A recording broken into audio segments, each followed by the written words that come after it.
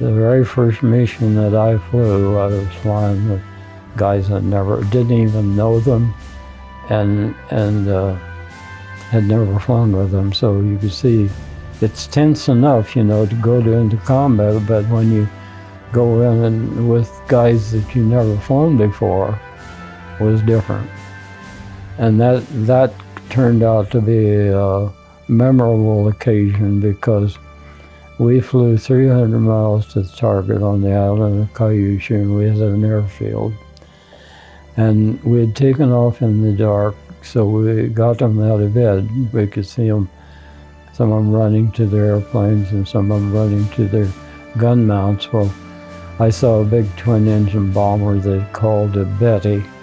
We were carrying rockets, and Parent always made our attacks in diving mode so that we'd get probably close to 400 knots in the dive. That way, normally, why they wouldn't lead you enough and shoot behind you. And that worked out quite well normally. So I fired my rockets, and I stayed in my dive long, and strafing also with my 650 caliber machine guns until I saw it blow up. So then I was getting low enough, I had to pull out fast, and my motor quit.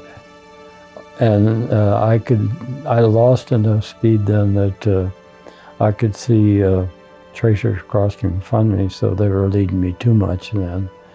And of course I started losing speed. Well, it's not a big deal, you know, to get it started, because the speed your propeller is still turning, so it's cranking the engine. All you need to do is get gas to it. And in those planes they had what they called we called it a wobble pump, and so I grabbed that and started pumping gas to it. Well, then when that 2,000 horsepower engine caught in that surge, it brought me back into those machine guns, bullets.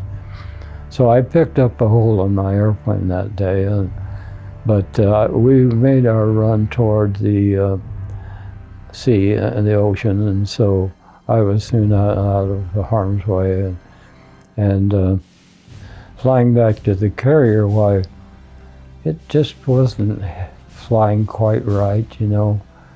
But by using the trim tabs and doing some adjusting and stuff, I got it to fly reasonably well, and got back aboard the carrier in good condition and everything. And you always have a sailor that's your plane captain, you know, he's responsible for the plane. So he called up on the wing and he said, I see you picked up a little lead today. And I said, oh, where? And he said, well, there's a hole about a foot behind your back. He said, oh, it was quite a whirlwind to unwind, that's for sure.